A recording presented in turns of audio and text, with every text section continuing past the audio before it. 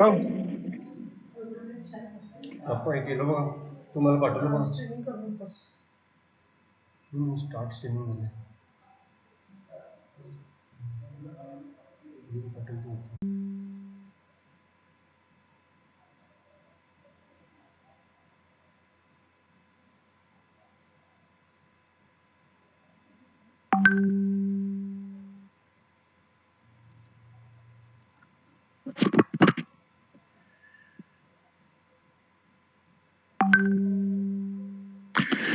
Yeah, very good morning to all of you. Uh, like we saw some chats here saying that your colleagues the meeting. It's because we are already full. I request Vinaya madam to please send the YouTube link to them so that they can join from YouTube. So that they can join from YouTube. We cannot accept any more participants because Google Meet is full. So we request all the others, you please tell your participants, your colleagues to join through YouTube Live. We have shared the link on WhatsApp group.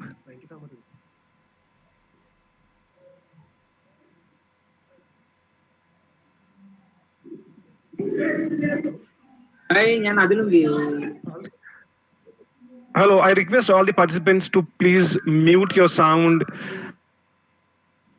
and stop your audios for smooth conduction of the webinar. You may please stop the video also. It's a kind request to all the participants.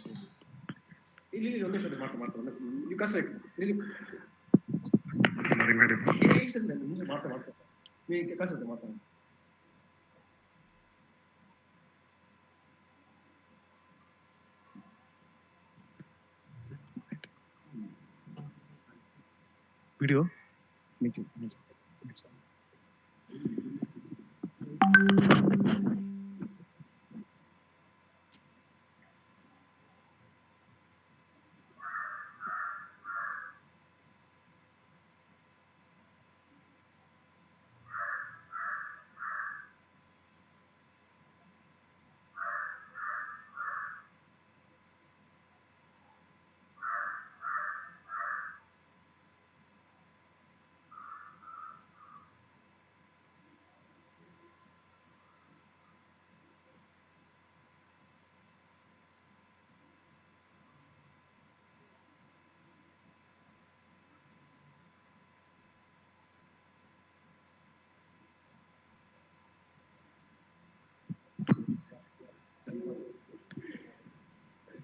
Yeah, we will start in a while now, in another 1 or 2 minutes. The resource person has joined already.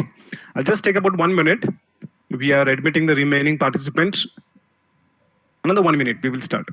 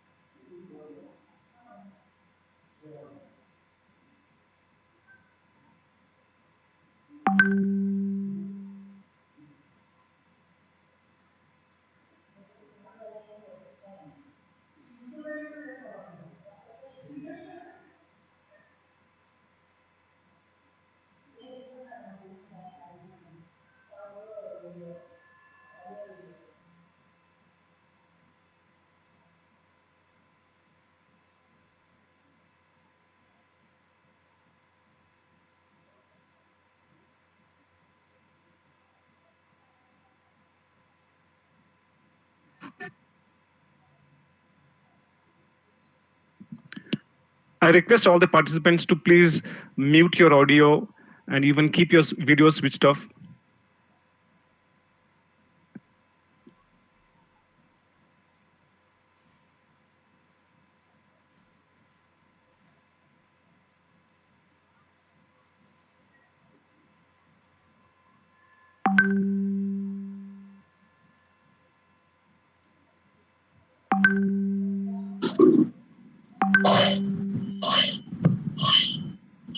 Okay, we will start now. I request the participants once again to please keep your videos switched off.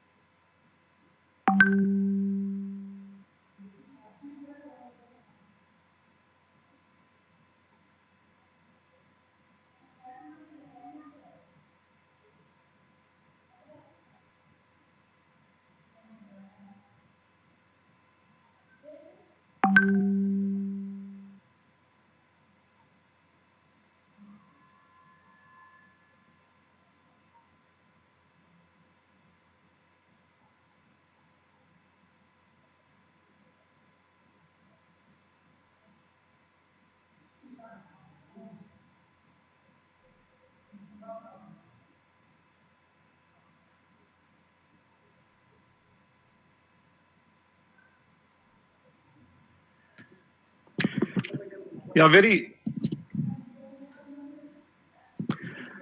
good morning to all the participants. Resource person, Mr. Srinidhi Sondur sir, and the staff members of Maratha Mandal Engineering College. It is always a matter of pride and honor to be associated with technology.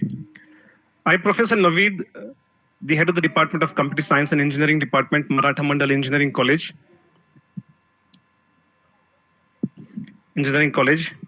I take this opportunity to welcome everybody present to this webinar. It is my proud privilege to welcome the resource person, Mr. Srinidhi Sondur sir. Welcome, sir. I would take a little moment to introduce the resource person to all of you. The resource person for today's webinar is Mr. Srinidhi Sondur, working as a senior software engineer at Google, Mount View, California, USA. He's been working with Google for 4 years.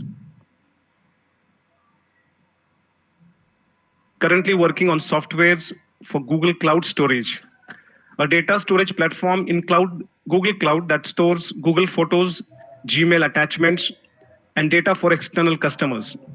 Previously, sir has worked on network infrastructure building softwares that power the network that connects all of Google data centers. These data centers store, they help perform Google searches, Google Maps, and Gmail. Over the session to Srinidhi sir. Sir, now you can please take over and start the session. Thanks a lot, Naveed, for that introduction. For those of you, again, I'm Srinidhi Sondur, and I'm glad to be here. I hope everyone's doing fine and everyone's safe. Yeah, again, glad to be here. And so with that, let me just quickly start off my presentation. Okay, so let me just start that presentation. All right, and also please feel free to interrupt anytime, ask for questions. And happy to answer any questions that you guys have. Quick clarity, you guys can see the screen, right? If you can't, just let me know and I'll figure it out. All right, so with that, all right. So I want to talk about cloud applications. I've been working on Google Cloud for a while, so I've been this is sort of close to home for me. And I wanted to sort of introduce people who haven't had the opportunity to be introduced to cloud, and other people who do to sort of to get a little bit more of ideas about what you can do with the cloud. With that, let's begin. Okay. Oh, okay. Looks like we have some technical difficulties already. Let me just quickly present again. Okay, there you go. We were actually able to see your presentation. Yeah. Okay, great. The presentation was clear. Yeah. Okay, yeah. Okay, got it. So I just couldn't. Anyway, okay. So my presentation is super brief. So that's why I feel free to interrupt with questions. I just want to give a brief introduction about me and cloud, and then want to talk about what cloud is all about. And most importantly, what I actually want to do is to build an app today in this 1 hour, and that sort of is going to. I encourage you all to do this on your own time, because this is what cloud is all about. It lets you build really cool stuff really fast and share it with your friends and colleagues and whoever. And it unlocks a lot of stuff for you to do. And which is why I want to actually quickly build an app and show you how it is actually done. All right. Navi already introduced me. So again, this is me, Srinidhi Sondu. I've been working at Google for about 4 years now. I work on Google Cloud. I work in Mountain View, California. This is where I am right now. This is I worked at Cumulo and stuff. And so the interesting thing is Cumulo is an on-premise file system, and Google is a cloud-based file system. So I have experience working on-premise as well as on cloud. So I sort of have a good contrast of what it takes to sort of what it is to be on-premise and what it is to be in the cloud as well, which is sort of two contrasting things. All right. So with having said that, this is when someone talks about cloud, usually this is what people think about, and this is what people present you with in books and presentations, etc. There's a whole bunch of complicated architecture. There's a whole bunch of tools and managers, and this is a very complicated system here. It seems it seems hard to get your head around it. It's very dry, and no one wants to see this really. I remember when I was in college or when I was in school or when I was growing up, it's I'd see these kind of diagrams and I would just be put off, and this doesn't mean anything. But this is what is the perception of what cloud is. All these complicated things, which really a storage manager, a VM manager, this network and that. This is what most people think of cloud.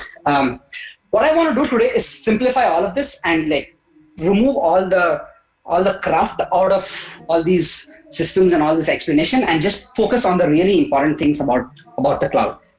And when you think about it, cloud is really this. It's as simple as this.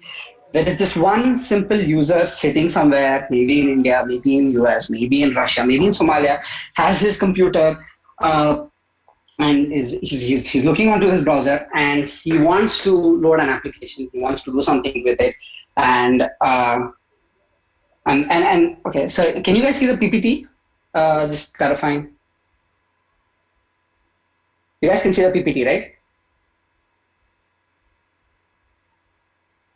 Oh, sorry, never mind. Oh, sorry. Okay. You can see it now? No. Okay, great. No, it's still not visible. Still not. I don't know what's going on with the PPT. I think it will take a little time, because here it is saying that Srinidhi Sondu is presenting. Oh, yeah. But your what entire about screen. Now? Yeah. Okay. I think you guys can see it, right? This is very. If you could just share it once again. Try sharing it once again. Okay. Let me try again. Some people are telling me that it is visible, but okay. Yeah, hang on. Yeah. You can see it, right?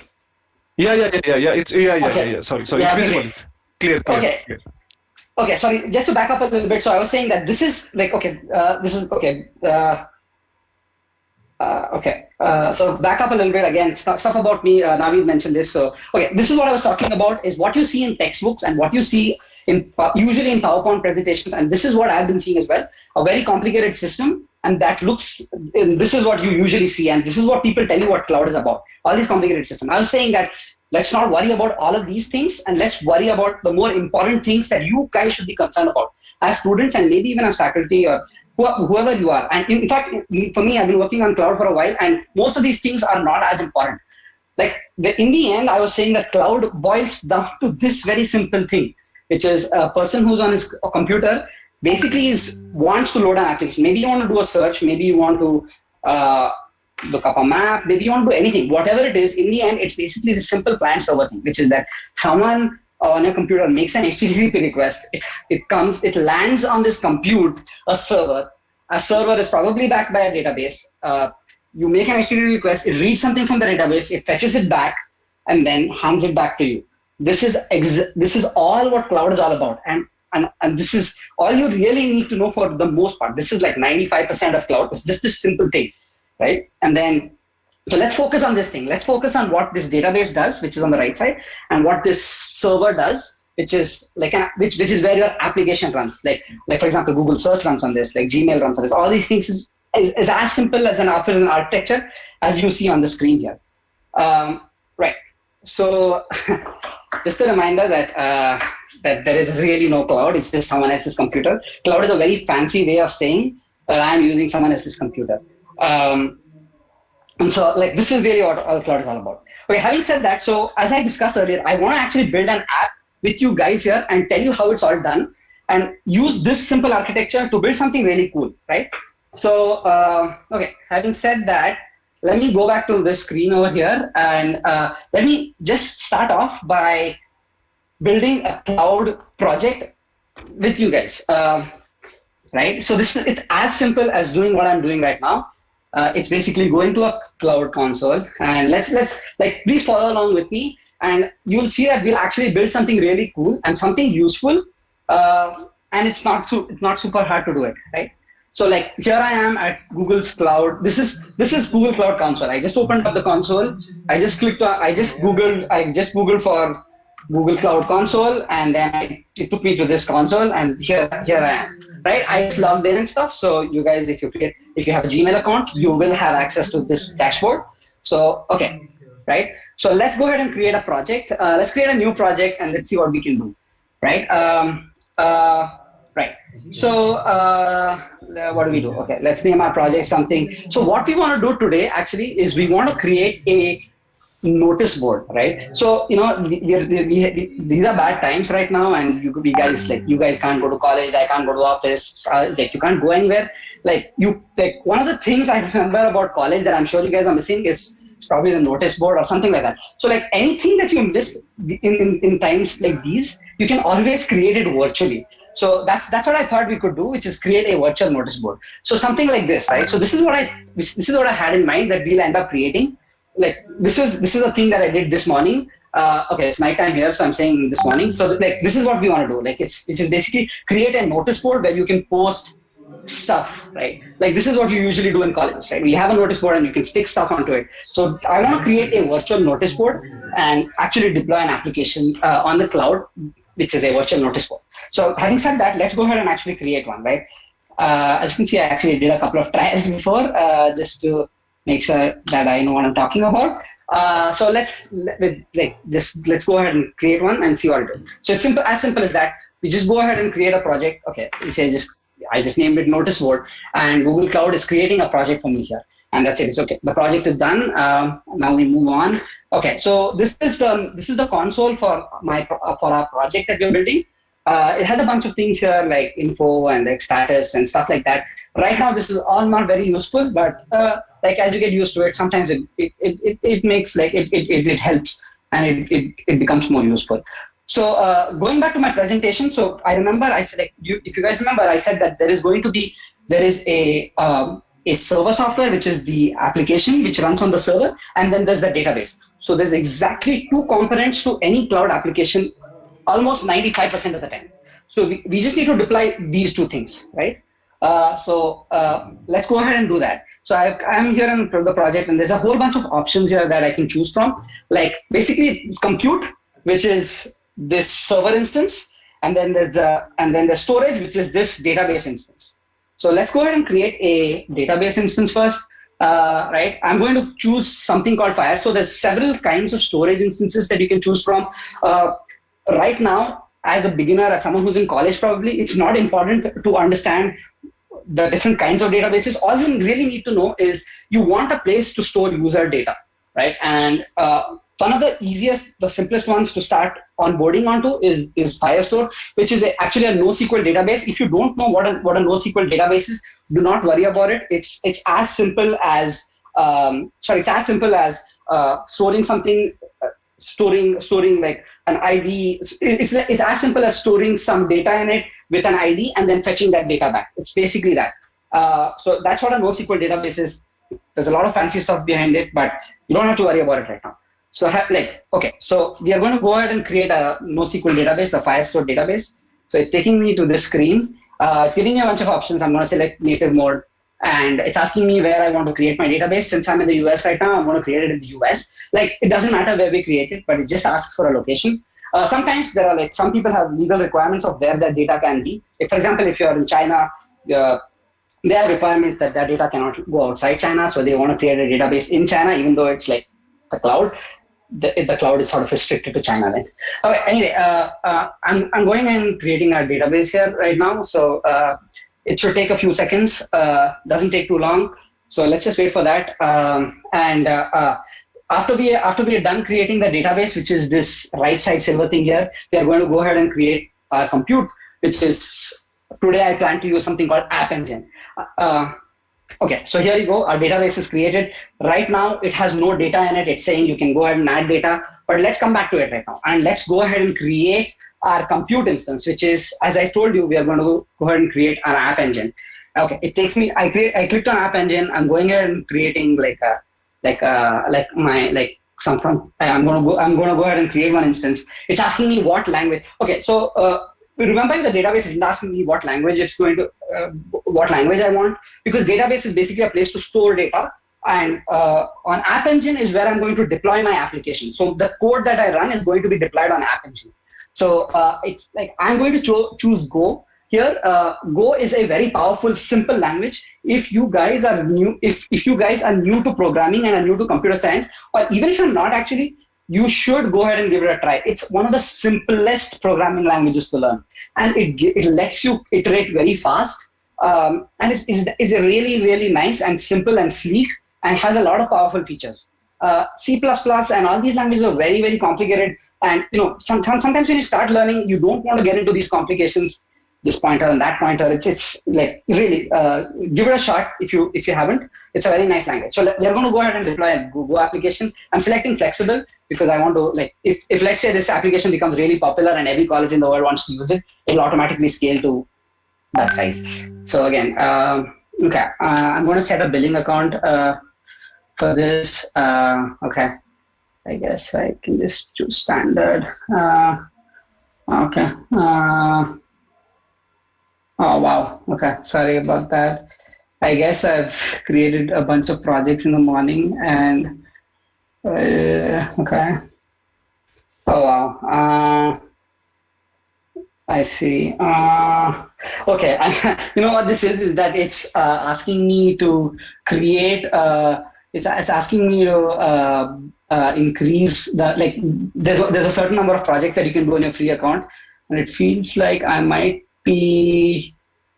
might have hit that limit already. So as demos go, usually this is how things go. So let me do one thing, right? Let me go ahead and use one of the applications one of my projects that I've already built.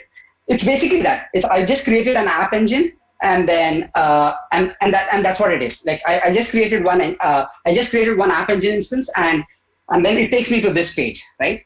Okay, let's see how I could now build an application. So I have two things running: an App Engine instance and a database instance. Okay, and now what I'm going to do is I'm going to activate a shell. This is like a regular terminal shell that you guys see on your terminals, like on your laptops. So it's doing that for me. This is simple stuff. This is like a terminal instance, like you can run commands here, etc. Right. So here you go. So here I am with my instance, which is sort of hanging, I guess, but let me refresh it. Okay. So here you go. I'm here, and all right, cool. So I have access to, let's see what's here. Okay. As you can see, there's nothing in my project right now. I now need to go ahead and fetch some code here. What I'm going to do is I'm going to clone a project that I created earlier. Let's see, it's git clone. Okay, so this is a project that I created earlier. It's a very simple project. I'm going to show you what kind of simple code there is, and let's go through it quickly. So this thing has 4 files. One, you don't really have to be concerned about any of these files. This thing just comes out of the box when you create a cloud project. These files exist here. They pretty much have nothing in them of value. All I have is this one file called noticeboard.go, and this is where my application is, right? So okay, so let's start off to see what is in this application, and we're going to make some modifications to this to make it work. All right, so simple stuff. This is all boilerplate code, which is basically when someone says boilerplate code, it's basically code that doesn't do a lot of stuff, but you need to have it around to like configure and have it set up. Yeah. Okay. So what it does is it gets a project ID. When we created our project, remember we end up getting a project ID here, which is basically going to be something like, if you go in here, okay, if you go to my dashboard, sorry, let me go to home, right? And then, okay, when I go here, every project gets a project ID. This is going to be unique for you, and this is what this is, right? Okay. And then, if you remember, we created a database for our project, which is known as a Firestore database. And this, we instantiate a client because our application is going to talk to this database. And that's as simple as it is. So we create a client for it, and then we are going to write data to it, and we're going to read data from it. Yeah. All right. Okay. And then there's 2 things. One is the get handler and the put handler. It's not super important right now to understand what that is.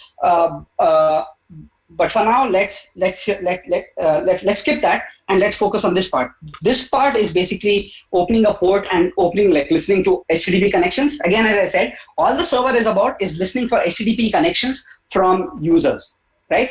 And it's going to serve HTTP connections. So basically, when you make a Google search, it makes an HTTP request and then it sends back a response, right? So this is what it is. And I know computer science students might be aware that most HTTP connections are on port 8080, which is why we default to that port. And we just say listen onto the HTTP connection, right? Okay, so now let's get to something called as a handler. When you create an App Engine project, all you have to do is register handlers for get and post. So what is this, right? Is again, computer science students might be familiar, like HTTP, the basic stuff about HTTP headers is getting data. Like you make a request to a server saying, get me some data or put some data in it. Like here, upload an image, or here is my like login information or something like that. That all is post, which is like you're putting data, and get is like get me search results or get me maps or something. So it's basically that, which is a get method, right? So what we're doing here is we're creating 2 handlers to handle our get requests. So for now, let's go to the get handler and see what we can do here, right? So let's get something running quickly. So basically what this get handler does is it serves an HTTP request. A request comes in, and then it asks you to write something into the request, and that's as simple as it is. So let's quickly write something into the request and see some results. Okay, I'm going to write if you remember, we are going to have a notice board here.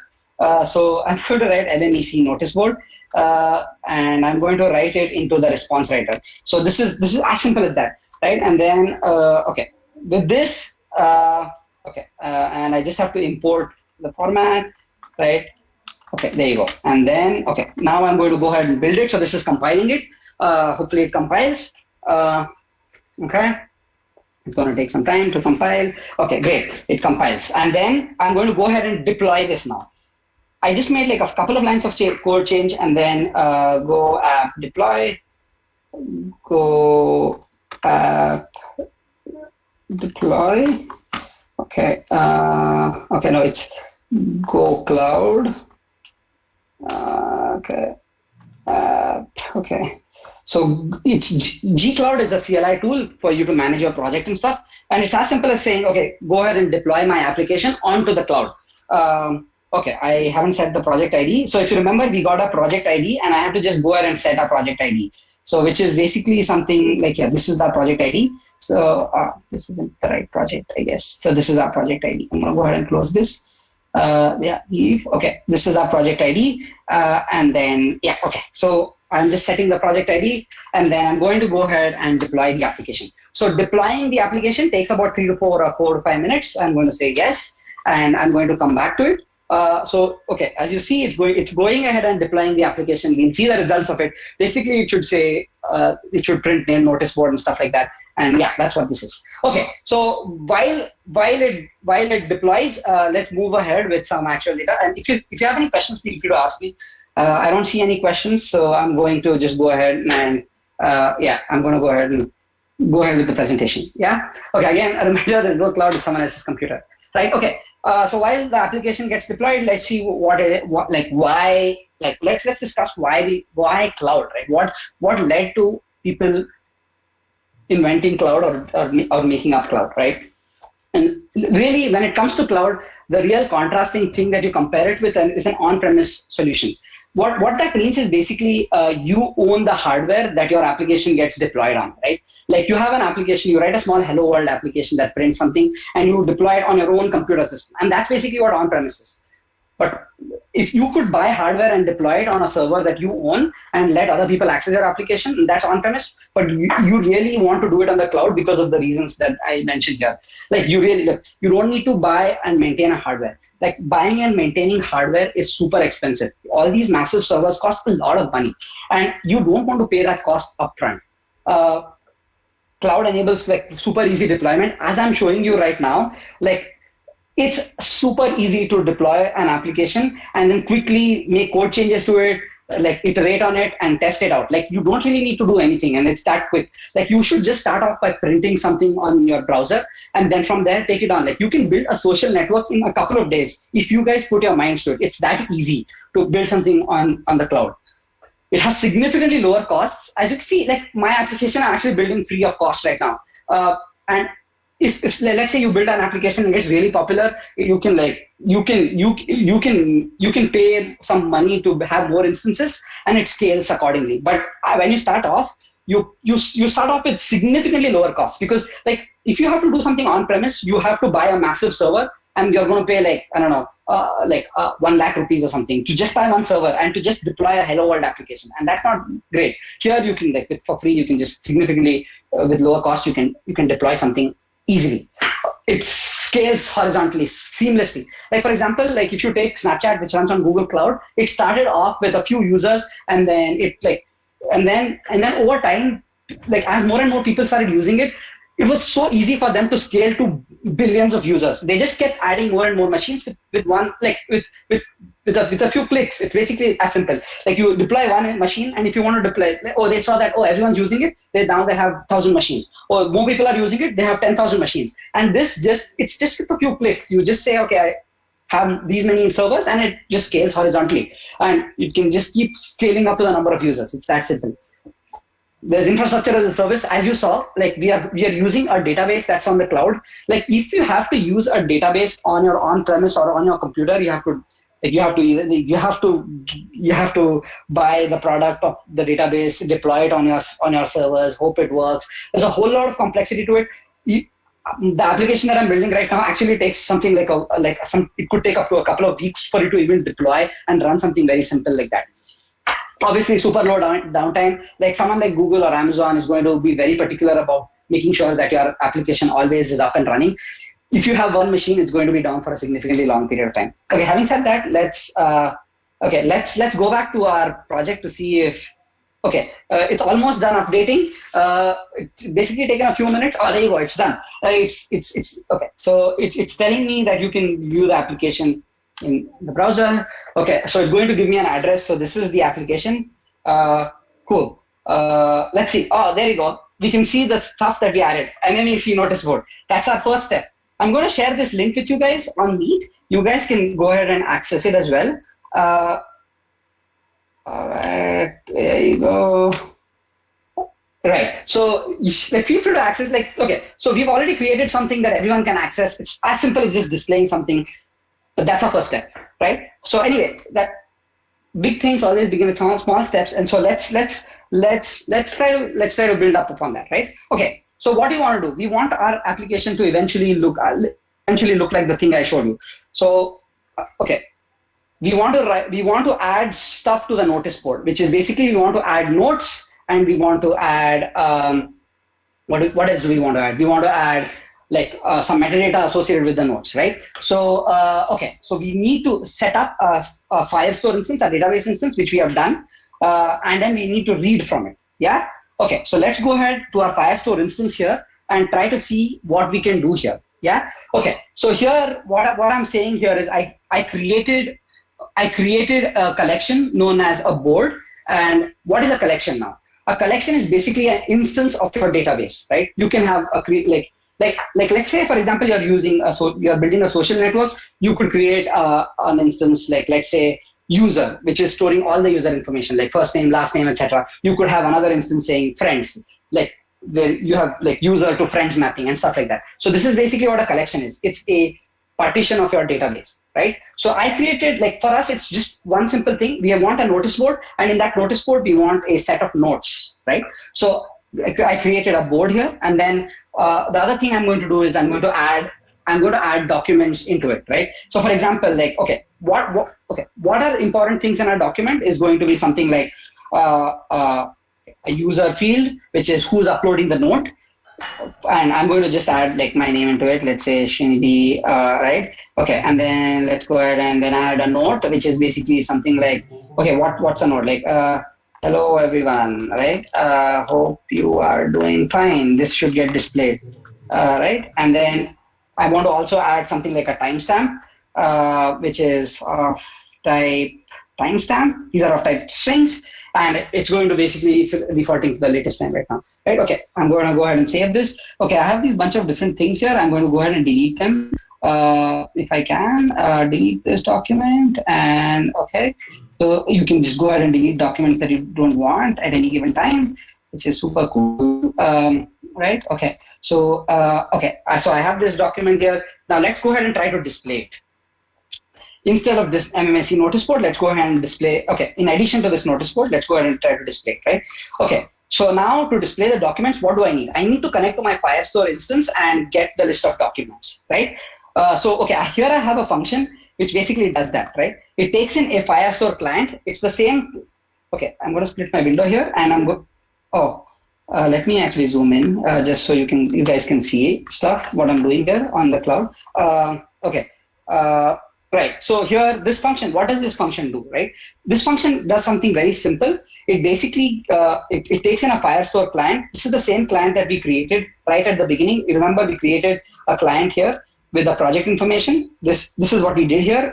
We created a client that talks to our Firestore instance.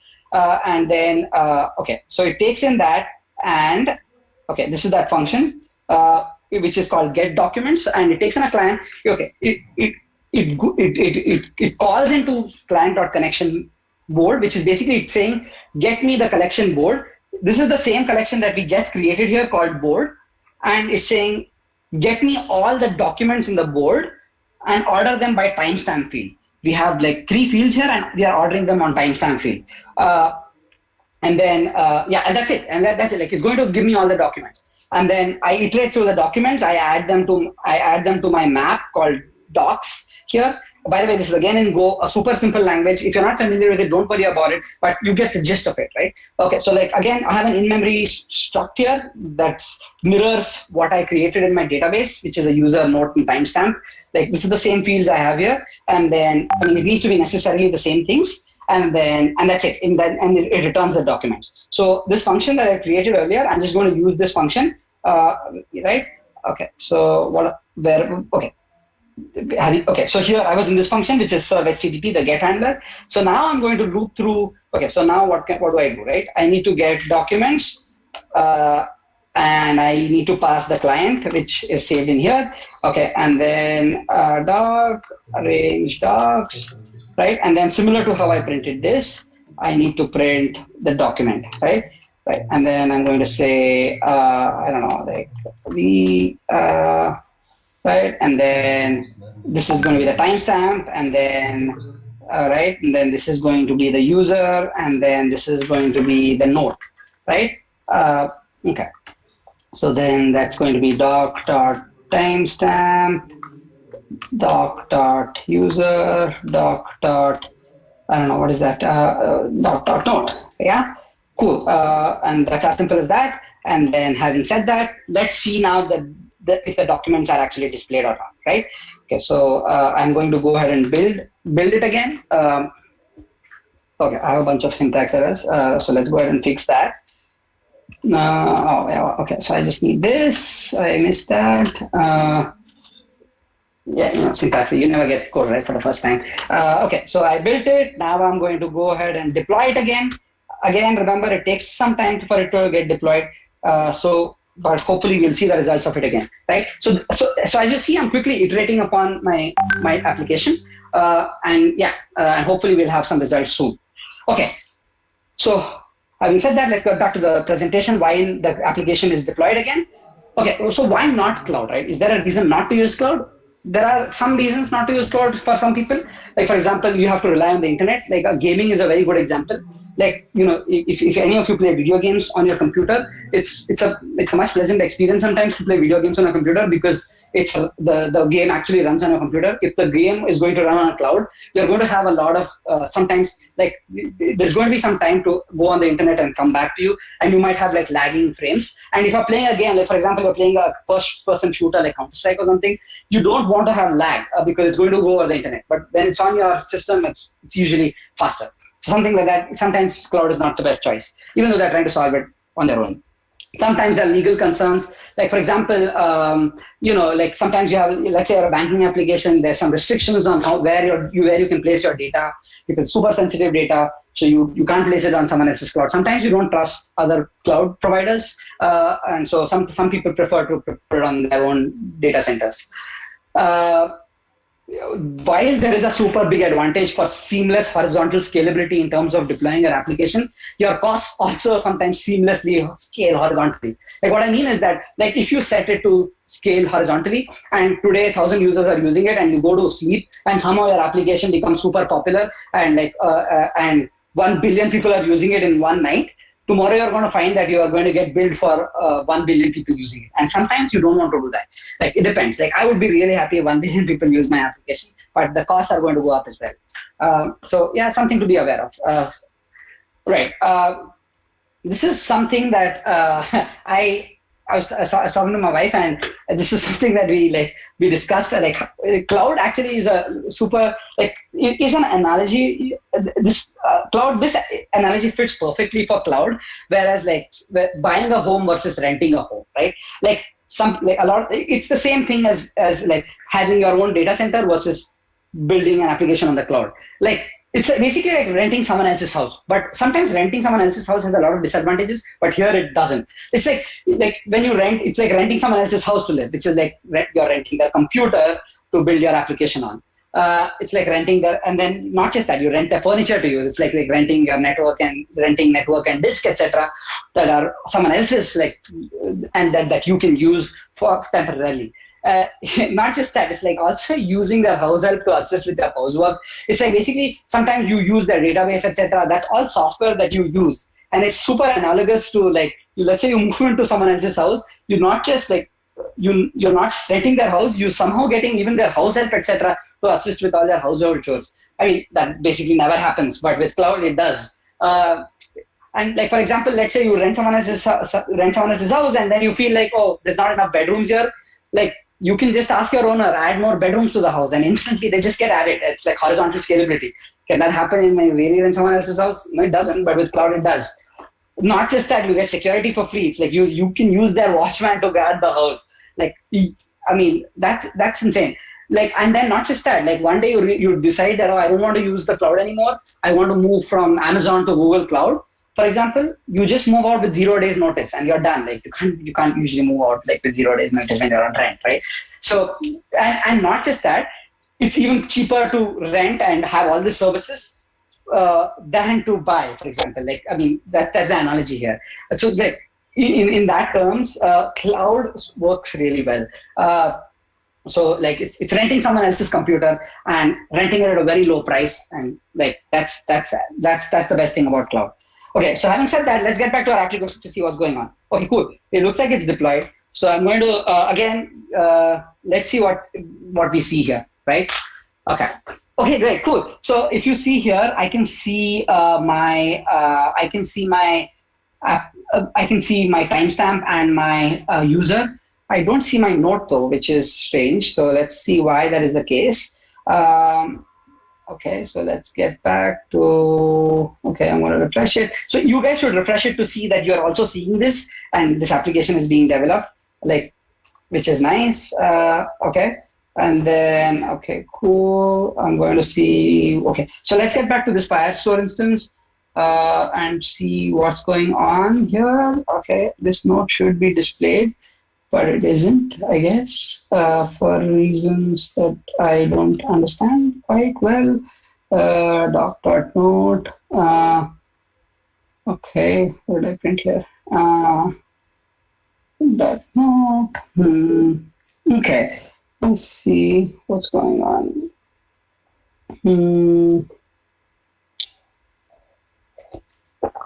Okay. Okay, so let me quickly just, okay, let's add one more document to just see what happens if we add, like, let's say, like, the principal wants to add a document. Okay, so sorry, the user field is the principal here, principal, and let's say we are adding another field, the same field, which is note and of type string, no class today, and another field, let's say again timestamp. And that's going to be of type timestamp, again, the same field. All right, and then, okay, did I get that? Okay, save. Okay, so now this should be visible here if I go ahead and refresh it. Okay, great. So there you go. You can see it. Principal says no class today, and you can see it. Right? And that's pretty cool, right? I just like another, like, okay, let's say I add one more, like, I don't know, again, the same thing, user, I guess I'm going to say teacher, like prof, okay, like CN prof, let's say computer networks prof, and they're saying, okay, I don't know, note, and the note says, go attend Srinidhi's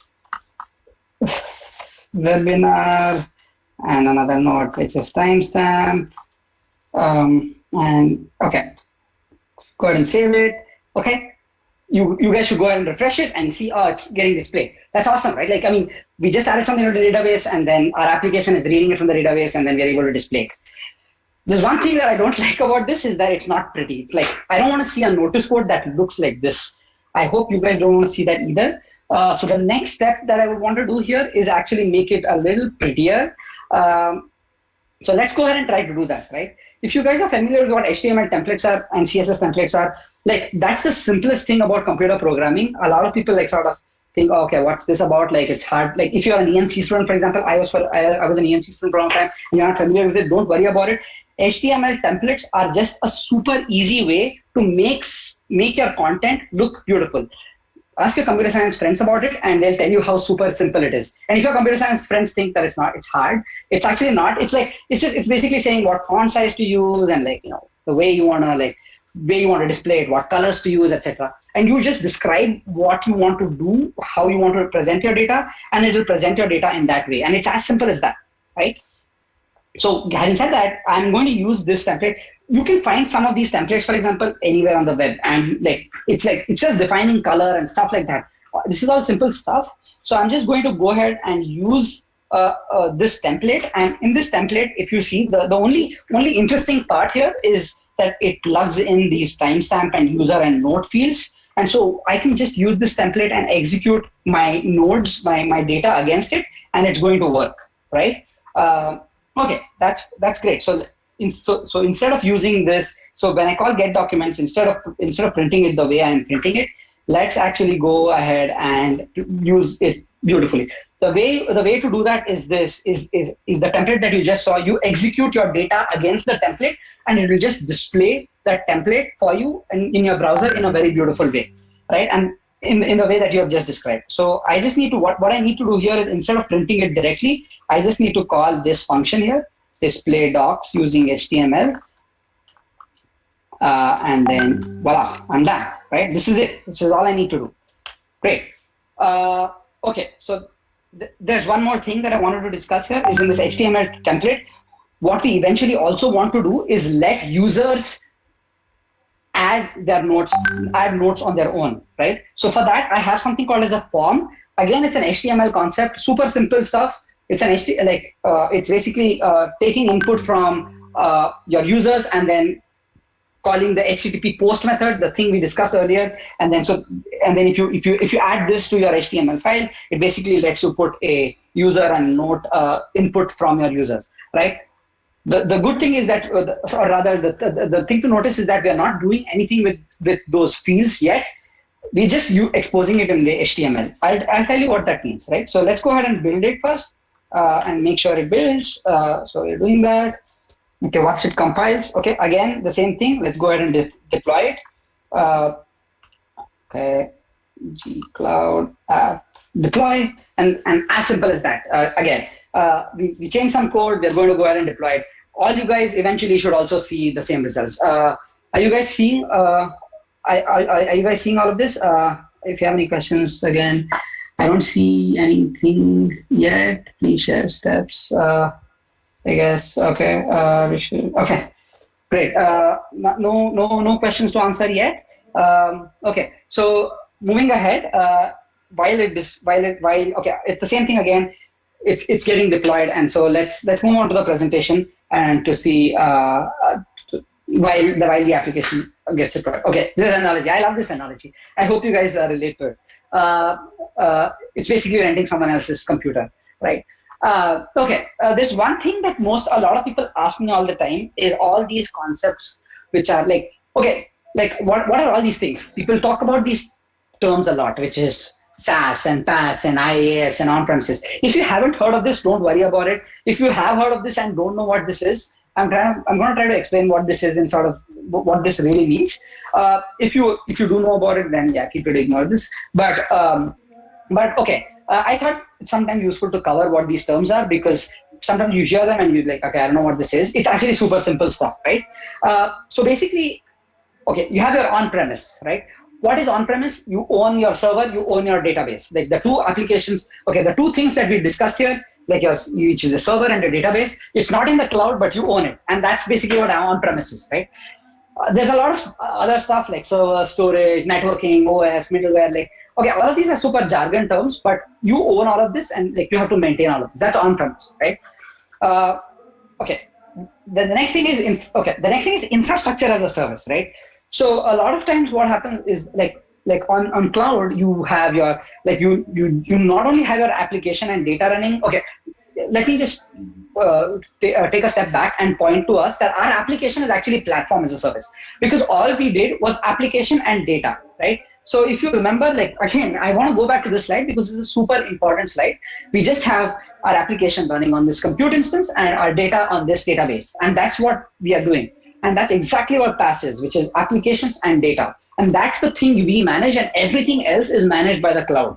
And we don't have to worry about any of these things like the network and stuff. Did we do anything to deploy the network? No. Did we do anything to do any virtualization, any server stuff, anything else? No. All we did is we just managed like an application and we wrote data to it, and that's it. There's other stuff like IaaS. So sometimes like you want more control of your operating system, or maybe you want to deploy Fedora versus like I don't know, like Ubuntu, right? Sometimes you want to get control of it because your application is sensitive to what operating system it runs on. So maybe for that you want to have like infrastructure as a service. Excuse me. So IaaS is sometimes useful that way, but in most, like again, 99% of cases, you do not want infrastructure as a service. If you are building a cool, super simple application for in your university, in your college, all you want to do is use platform as a service. And there's of course other things like software as a service. This is like Google Drive and Dropbox, etc. Like when you upload something to Google Drive or when you upload something to Dropbox, all you do is just store the data. You don't have you don't have to write any code. You don't have to have a database. You don't have to do anything. You just take the data and then throw it in there and then retrieve the data. So basically they own everything. They own the code, they own the application, they own the data, they own everything. And all you have to do is like install their app or go to their website and upload the data. And that is software as a service. And that's basically what this is, like something like Google Drive or something like Dropbox or stuff like that. So it's basically differences in these is basically what you manage and what you don't. It's like the higher you go, the higher, like the more you go rightward here, the less and less you manage. Like you probably want to do it'll be ideal if you want to use software as a service, stuff like Google Drive and stuff, but we can't deploy an application. Like, for example, if you want to do a notice board, we can't do it, right? Like, our notice board can't be deployed on Google Drive because we can't have control of the code and how we want to display it and stuff. We would have to upload documents, and that's not really super nice, right? I mean, is that a notice board? It's not really. It's a bunch of documents. Like, that's not what a notice board is. But if you do platform as a service, then you have control of how your application is, what kind of, like, the code that it runs, and that's what is nice about platform as a service. Okay, so having said that, let's try to go back and see if it's done. Cool. Looks like it's done. So okay, again, I'm going to. This command is telling me where I can access it. If you guys can see it, let's go ahead and see it. Wow, okay. I think there's something off about this because it's actually displaying the HTML like in a bad way, in the sense that, okay, it's actually displaying the GitHub, but it's not rendering the HTML. And I'm not sure why that is. Okay, as with demos, this is always the case. I'm going to render it online and see what's wrong with it. Oh, there you go. It actually displays nicely. I'm not sure why this browser is having a hard time displaying this. Okay, I'm going to try to open it on. Strange. I know what's wrong. Okay, cool. Okay, I know what's wrong. It's basically, I didn't remove something here. Sorry about that. Anyway. This kind of stuff always happens because when you're doing a demo, I have this document. I'm also printing this. I just need to remove this. So I'm going to go ahead and deploy it again. Okay, FMT. It's an unused input. Okay, go build again. Okay, and then deploy it. I guess deploy it. Yeah. And I'm going to say yes. Okay, cool. Sorry, we are on we might go like 5 or 10 minutes over time. So because these kind of things happen sometimes, but hopefully that's okay. Yeah. Again, I'm going to go ahead and just see if there's any questions. Someone's asking for feedback link. Okay. Okay. So far, no questions. Okay, someone's asking something. I heard about platform as a service, a subset of cloud computing where a platform is provided for customers to plan their services. Yeah, that's basically what it is, right? Is that it is a subset of cloud computing, and a platform is provided for customers. And the platform, like, you don't have access to everything, is as what I mentioned in my slide. And sometimes that's what you want as a customer, is you don't want everything. Okay, cool. Any other questions? Feel free to ask. I'll there were a few more questions. Srini, there were a few more questions. People were asking, like, do we need to give any payment details to create an account in Google Cloud? Okay, yeah, that is true. You do need to give some payment details, but they will not charge you if you don't want to be charged. So what you can configure to do is set up a billing account and say, I only want to do a free trial, and then you will not get charged. It will ask you for payment details, but you will not get charged for it. You should say, I'm going to do a free trial, and you will not get charged for it. If you have any questions, actually, feel free to send me a message or just send me an email, and we can figure these things out too. You shouldn't be charged for anything. Unless you're like deploying an application which 100,000 people are going to use, then yeah, you're going to be charged for it. But you should make sure that you don't click and say that you want everyone to act like you want to have that horizontal scaling, because your costs are going to go up. Make sure you click on free trial and you'll be fine. Okay, again here going back, the service is being updated. That's fine. Okay. In the meantime, let's go ahead and move okay. So basically, yeah, that's what it is, right? So like, these are the different services that you get on Google Cloud. For example, same things exist on Amazon Web Services too. So there's basically 3 main cloud competitors out there. There's actually 4, but there's 3 largely. Like, that's Microsoft Azure, Amazon Web Services, and Google Cloud, and they're all sort of competing with each other. Amazon sort of has a head start right now. Google Cloud is catching up. Azure is catching up as well. But yeah, let's see how it pans out in the next few years, right? Okay, cool. Okay, now having said that, I wanted to show you a couple of other things on the on this page here. While our application deploys, Okay, it's still getting deployed. Okay, so let's see. Let's everything that you need to know about the cloud you can access through this console. So you just go to this console and it has all these options, right? What I encourage you guys to do is look up these tutorials, right? So you will have something like tutorials up here. Okay, this getting started page is really what you want to do. Just click on this, follow a tutorial, and start building an application. Like again, like I remember when I was in college. I remember that when I was in college, it always used to be the case that I would learn all these things, linked lists and trees and whatnot. I don't know. I don't even remember some of the things I learned in college. But I would always it wouldn't really make sense. But as time passed by, what I realized is that what I should have done then, and I'm trying to tell you guys this, is that like, just go ahead and build something. Like you're going to learn a lot of things. Just build a Hello World application. Just start to write something. And it is actually very simple stuff. Like I remember when I was in college, I always used to think that everything is super complicated. I can't do anything and it's hard and I don't want to do it because like, I don't know what it is. Again, I'm saying just start with this link, for example. Just start with this getting started link and it'll tell you everything. Like just follow the step-by-step instructions and you'll start to get familiar with things. And then like for example, the stuff I'm doing right now in front of you guys to encourage you to build an application. That's what you want to do. Like, okay, so let's come back to that. Okay, again, let's see what our application looks like now. Okay, great, awesome, right? You guys can see it. You guys can access the link. You guys can see that it looks like this. This is perfect. This is exactly what we want our application to look like. Like it zooms in and stuff, and this is great. This is what your notice board is going to look like. It's a virtual notice board. Sure, notice that we also added a form to add new notes that was in the same HTML template, but also remember that we didn't actually hook in the put request to write to the database. So if you, let's say, like if you do something like this, right, it doesn't do anything. It's not doing anything, right? It's not adding a new note. And that's the next step we want to do. We have this HTML template. Now we want to be able to add notes. And this is the last step in our application, right? So let's go ahead and do that. So if you remember, again, we had a get handler, which is getting you the data, and a put handler, which is uploading the data. So all we now need to do is implement the put handler, right? So, okay, I have some code here which is basically doing that. So I'm going to go through the code, right? So if you remember, what I'm doing here is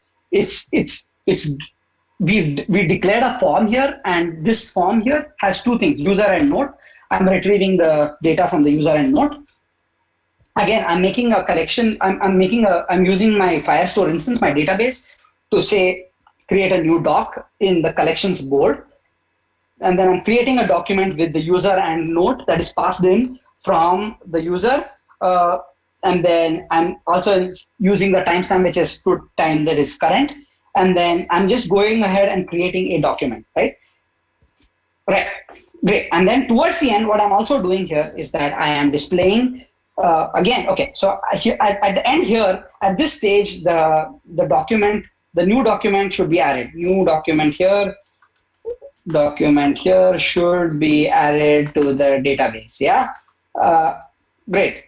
Now, what I do is, look, the post handler, the put handler, just like the get handler, also has a response writer, which is you write back the response you want the user to see. So here I'm again going to call the same method, which is get documents, and then I'm going to call display documents using HTML, and I'm going to pass in the response writer W, and it's going to display the documents onto the user. Okay, and that's it. Like, that's great, right? So this is some pretty simple stuff, right?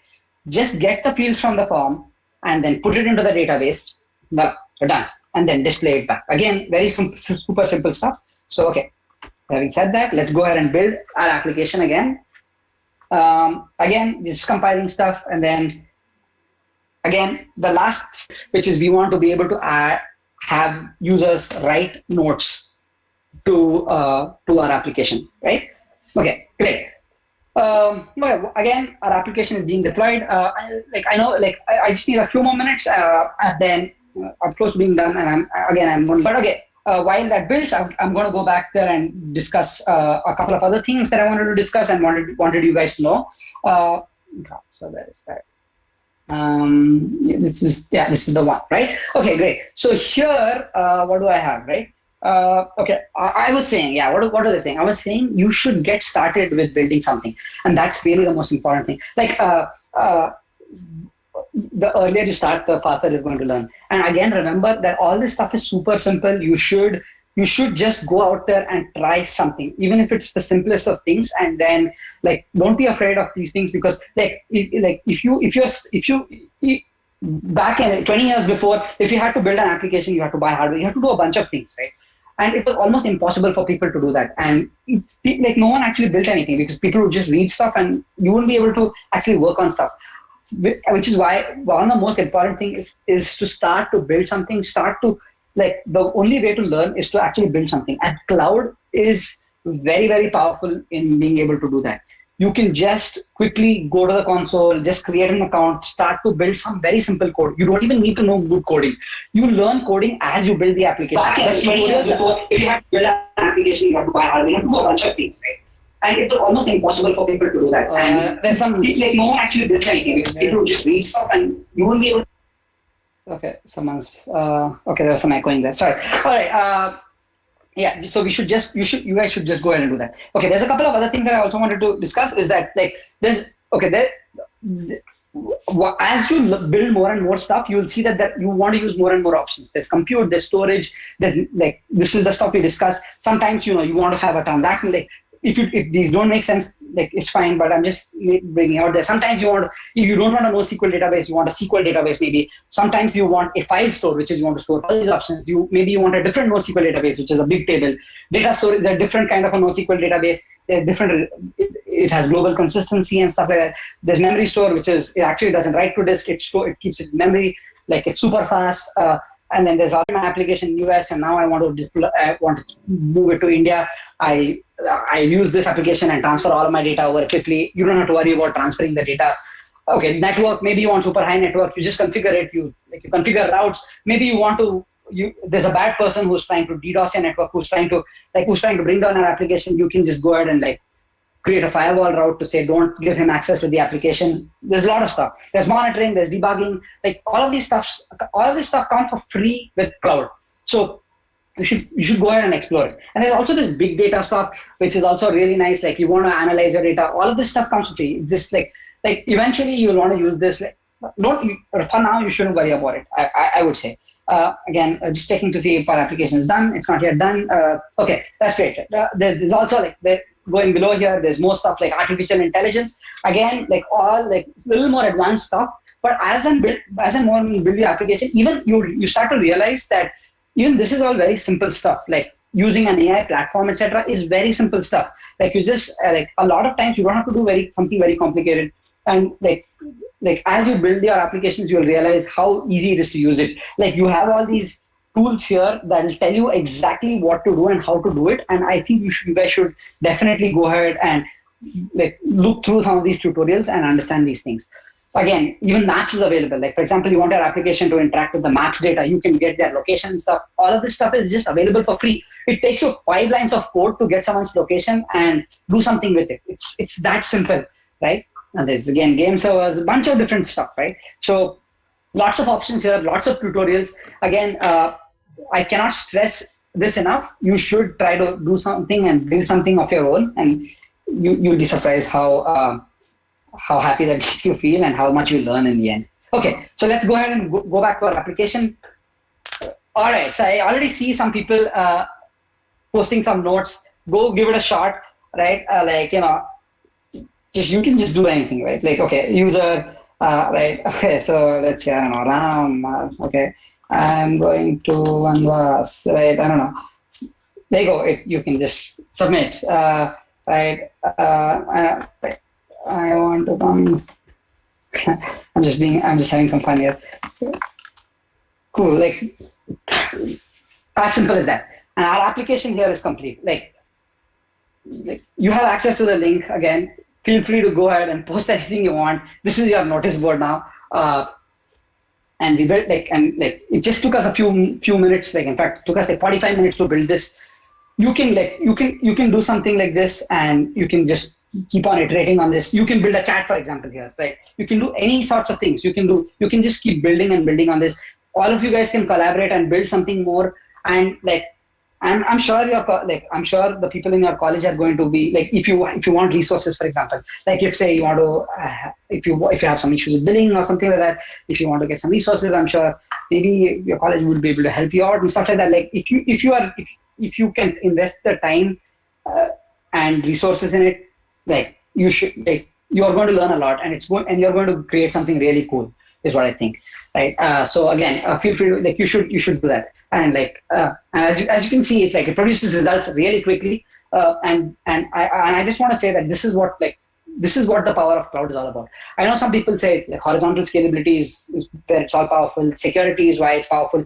For me, why it's powerful is because you can iterate quickly, develop quickly, and like deploy quickly, share it with your friends, and like have an application ready in a few minutes. Yeah. Okay. With that, I sort of, I think I like, this is all I had today, and I just wanted to, this is what I wanted to sort of talk about, and I hope it was at least mildly useful to some of you guys. And so if you have any questions, now is the time, I guess. This is all I had prepared. So yeah. Again, okay, so I'll just request the participants, if they have any questions, they can unmute themselves and they can ask the question. Or else we have some questions that has come up on YouTube chat. I will ask that later on. But first, let me ask if there is anybody who wants to ask it live. You can please unmute yourself and ask the question.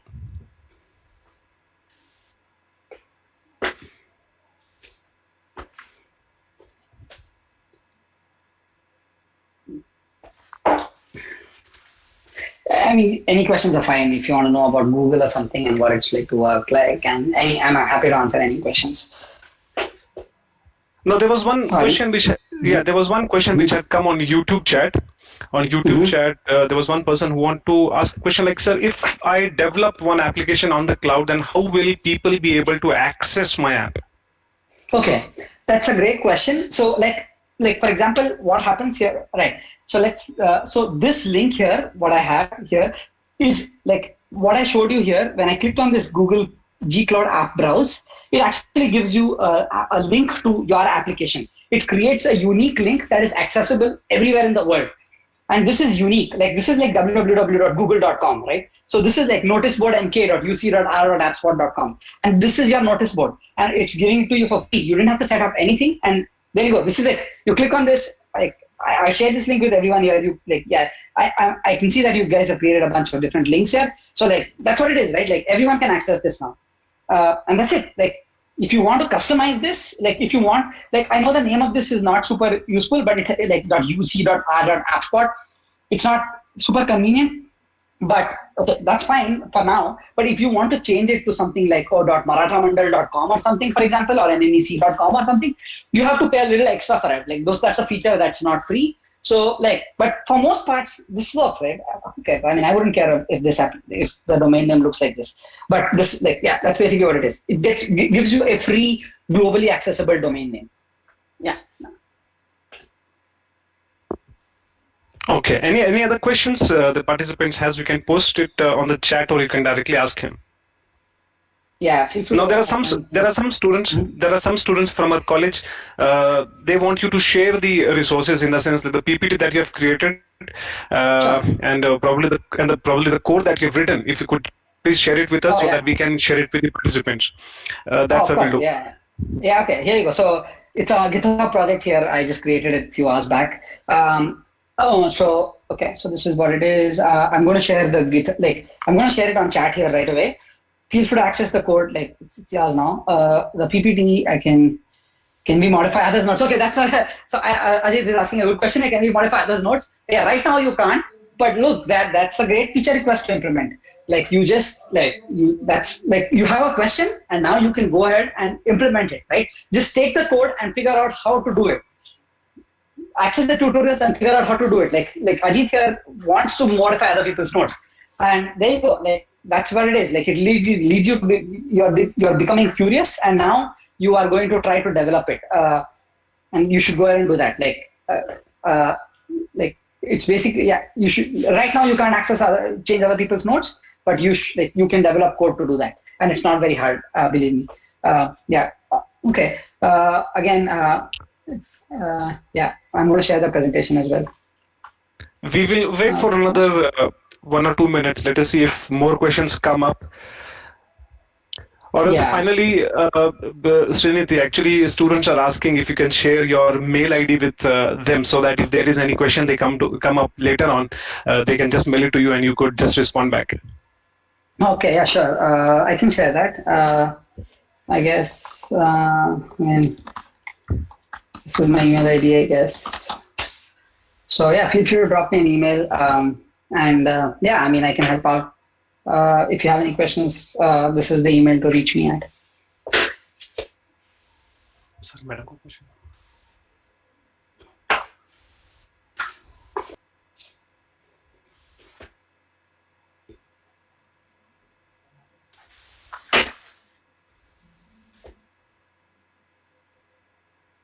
I'm going to share the presentation with you guys later. I just want to do it right now. Yeah, we're just checking if there is any questions which is on YouTube Live. We'll just check if there are any questions. Yeah, no more questions on YouTube Live also. So I think if it is all over, let me just take an opportunity to thank everybody. In fact, before I thank everybody, there is one thing just I wanted to know. In fact, this is IoT applications and IoT devices, products basically. They require a lot of cloud. And then we used to actually buy this from local vendors here, some space on the cloud and then deploy. It used to be very, very difficult, right? The code, put it on the cloud, then ask them to make a database for you. It was very, very tedious. Now with this, what you showed us, Srinidhi, today was so nice. I mean, it is so easy. It is just that people might find it a little difficult initially because there is a lot of stuff on this Google Cloud platform, a lot of options are there, a lot of facilities are there. We have to get used to it. And the next thing is the Lang, the Golang language which is there, it is something which is new to everybody. If people are there who are aware of this, it is good. If not, it's just a matter of getting hang of it. Once you start using it, you'll get a hang of it. So with that small note, I would like to take this opportunity to first of all thank the resource person, Mr. Srinidhi, for his valuable time. Thank you, Srinidhi. It was an excellent session. We have received a lot of good feedback on YouTube also, and then the live demonstration was excellent. This was one of its kind. Thank you so much for your time. I would like to take this opportunity to thank the management of Maratha Mandal Engineering College, especially President Madam Srimati Rajeshri Nagaraju for her constant support. I thank our very dynamic and energetic Principal Madam Dr. Vinita Sondru Ma'am. I thank the organizing committee members, Viresh Sir, Professor Viresh, Professor Padiyappa, Professor Kirti, Professor Siddharth, Professor Kamle Sir, of course, and then Shagufta Madam, for their efforts that has gone into this webinar.